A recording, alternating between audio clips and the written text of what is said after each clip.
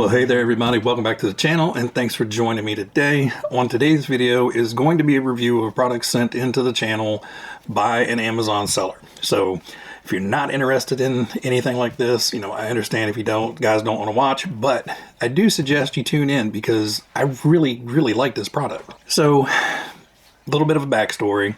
I have an Amazon affiliate account. So if I put a link in the description to an Amazon product and you go there, all I get is a little tiny percentage of Amazon's profits of the sale of the product. You don't have to pay anything additional for it. You still get all the coupon codes that normally apply and everything. It just kicks back a few cents to the channel for anything that's sold. But by signing up for that, you get offers for so much stuff. Feminine hygiene products, facial creams, vitamins, men's dress shoes, vacuum cleaners. I have gotten so many weird things, electronic door locks and all this stuff. It's cool stuff. And, some of it I would like to have, but I'm not making a video out of it for you guys because most of you guys don't care about facial creams and electric door locks. And if you are, you're probably not tuning into my channel to watch it. Anyway, that little backstory out of the way. But recently I got offers actually from two different companies. This is the first one, to review products that I think you guys would actually use, get enjoyment out of, or, serve a function that would be very helpful to the RC community. This one is a magnetic helping hands system for soldering up boards, repairing motors, soldering leads onto pretty much anything. Does not include the soldering iron. This is just the helping hands unit. Now, when I initially saw the price of it, I'm like, okay, that's a little expensive for helping hands. It is totally worth it. If I had seen this on somebody else's desk and saw the features of it, I would spend my own money to get this, especially with the coupon code they have on there. The link will be down in the description below, and if you are interested, of course, follow that link and pick one up. I'm just here to show it to you guys, and thanks a whole bunch for the company that sent this over to me. It's really cool. So when you get it out of the box, first thing you're presented with is this giant plate, and it is a plate of steel. It's heavy. It has 4 little rubber feet you can put on there to protect your desk. I've got the little yoga mat down here, so it doesn't really matter, but it does make it, that's not going anywhere. Helping hands. Most people have 1 or 2 of these things sitting around, and they work. They've been around forever. They work well. The problem with these things is getting them tight enough to hold things, but loose enough to maneuver things around. And they're kind of limited. You really need to have 2, sometimes 3 of these things to do everything you need. I use these a lot for holding on to things. If I want to hold on to this and, desolder something, sure.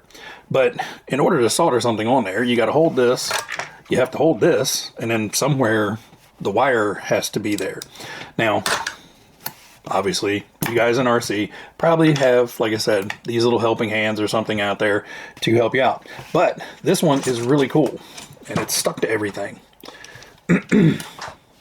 So these are your little helping hands. Now, they have replaceable tips. So in case you do mangle one up, you can get replaceable tips. They are coated, so it has a little plastic piece on the back to, help save your finger. And the tips are just coated in like a shrink wrap. So if these get torn up, you can just cut them off, put new shrink wrap on there if you want to, or just leave them raw. Now, they're magnetic. They attach firmly. I was a little worried being, okay, this is magnetic. These things would want to slide around. Yeah, they will slide around, but they have like a anti-skid type sticker on the bottom of them that's stuck to the magnet to both not scratch this up, but to keep it from sliding around a whole lot. Now that slid because it kind of tipped up, but it's easy to get on. You just tip it back to you, pops right off, and the little arms are nice and flexible and stay in position. So you bend it, it stays there. It's not like it wants to bend back up on you. Now you get 2 of those length, and then you get 2 of these giant enormous things, which, you know, would be helpful to, you know, reach around and hold something around a board or whatever. So you do get your 4 arms here. And again, all of them have the same tips. And then you have these little 6 guys, which these are kind of neat little things. So if you have a circuit board and it has post hole or screw holes in it, you can literally just adjust these and set your piece right down on there and be able to drop it on, solder something, you know, rotate your board, solder something. It also has these little grooves in the side to where if your board is just flat, you can basically get it in there and kind of slide these in and clamp your board in there. So you have 6 of those to either set stuff on, clamp things into, or just kind of use as a prop to, you know, say if you were trying to solder something on the edge of this, you know, you just line these 6 guys up here, and now that's not going to go anywhere. You know, you're able to solder on this without it falling over, and something that's a little too big to go into that. So the next part really impressed me. This little guy is strong, rigid, and super flexible. So you just loosen up this joint and the whole thing gets floppy. There's a pivot ball here, there's a pivot ball here, and there's some serrated joint here. So you can literally put this anywhere you want it. And as you tighten up this center section, it locks those little pivot balls into place. And now you have your motor here. And then now you have your motor here. And like I said, it's rigid. You can pick this whole thing up, but yet it just pops right off. So, you know, if you're soldering here and then you need to put that out of the way and then use these 2 to solder something on the board or whatever, and then bring this back, and then hold both of these wires here, you know, it's, you know, most of us probably are going to use this. You know, this would be great for soldering stuff on motors, you know, just to be able to have the versatility and, you know, be able to drop this thing in any position. And the jaws still open up wider than that. I mean, you could put a 770 motor in here without any problems.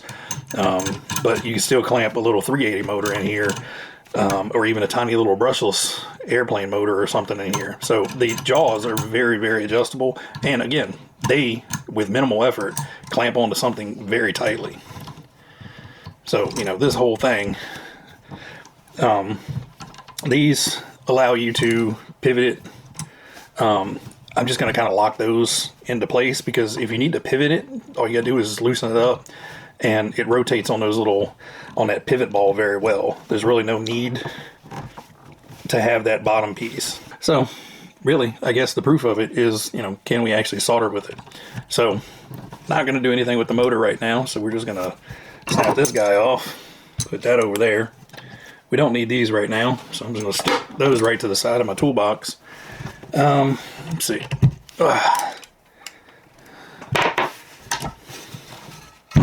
And this is kind of one of the things I like about it. You can start bare bones and do what you need to. So another product that got sent over to the channel not too long ago is Turnigy Rapid 3.0 batteries. So this is a 2S 140C hard case LiPo. So these are, I got a pair of these, and I will feature these on the show separately. But they come with the battery leads that you have to put your own plug on. So basically what we're going to do is we're going to solder some Dean's plugs to them. I know, Dean's plugs, I'm old school. So got to get my soldering iron here cooked up. We've got it set to a moderate max. It's kind of how I roll, is just cook it as hot as possible. And then we just have some generic 60-40 solder. So as soon as that heats up, we will get to soldering with this guy. Another bonus of having this on this big heavy metal plate is if you're working right over top of it, you know, any solder that comes down is going to splash and hit this. Now it is a rough textured surface, so the solder shouldn't stick to this. I'm sure I'm going to spill some, so we'll test that out. Cool thing is once I got the wire in there, I got this adjusted. And, you know, just some finagling, and it's right into position. And then just twist it, tin that, twist it back, solder that. It should be that easy.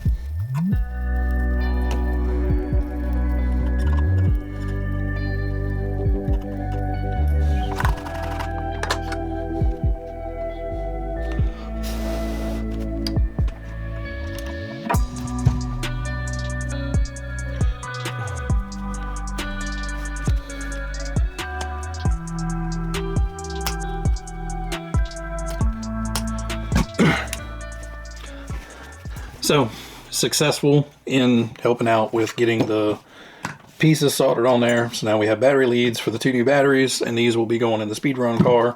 Now the solder station, let's see. I drip solder on here. Is it easy to get off?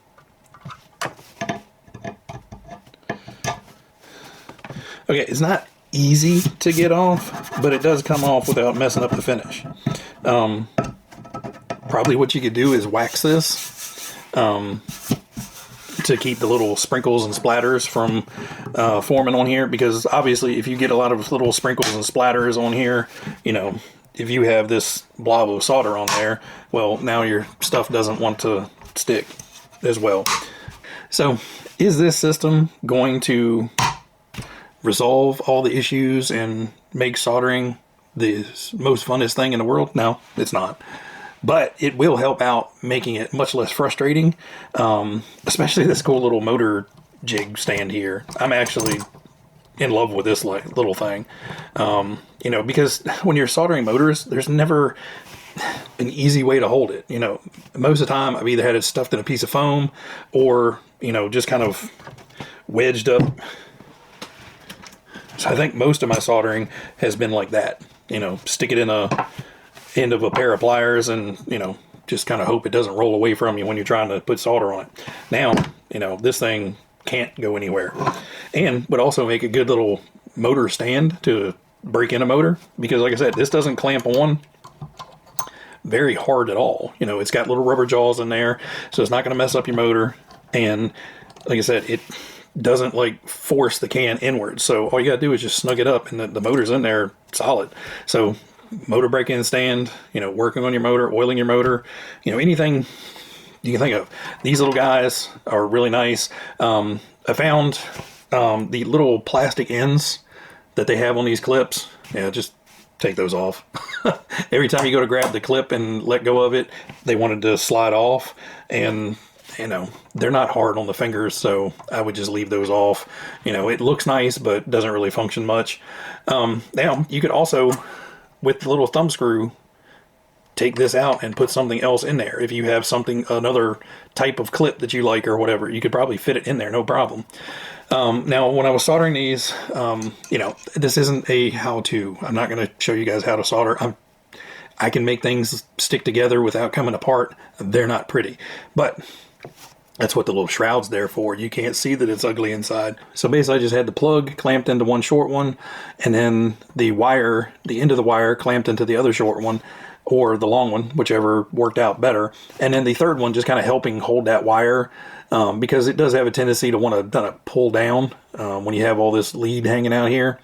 So like I said, you have 4 bits here, and it should be more than enough to hold whatever you're trying to work on. Now, obviously, you're not going to be able to hold 4 wires and the thing and get in here and do all that. You know, you have all this on the board at one time, things are going to get cramped, but, you know, with it being so adjustable, easy to move stuff in and out of the way, you know, just take it off. If you have a toolbox nearby, you know, you can just stick it on your toolbox or whatever. So again, there will be a link in the description below, but like I said, I'm impressed with both the heft of the board here, because this thing, like I said, it's not just a piece of stamp tin. You know, this thing's like an 1/8 of an inch solid plate steel. It's got a nice look to it. So the holding power of the magnets, you know, the big one does no problem, but even the little ones, you know, hold up the weight of this whole thing. So that's about all I've got for you guys today. This was just a review of the Helping Hand Center. I really like it. I think this is going to help out a lot, much better than these. But even with this, you know, this could be used still in conjunction with this if you have something super complex and hard to deal with. But, you know, I'm not going to throw these away. I think I've got like 3 of them now. But they're probably going to go into like cold storage, because I really don't see a need for me to have those around when I have this around. And it has a nice little hole there, so I can just put a hole, put a nail in the wall, hang this up on the wall out of the way, and then boom, I'm ready to go do whatever I need to do. All right, guys. Well, I hope you enjoyed at least seeing the thing. Again, this was not an instructional video of how to solder. I'm a hack at best, but I get things stuck together permanently, I guess. But anyway, check out the link below if you're interested in picking up one of these guys. Again, I can vouch for it that I like it. You know, it's handy, like helping hands. Everybody out there, you guys be happy, be healthy, be safe, and I will catch you on the next one. See ya.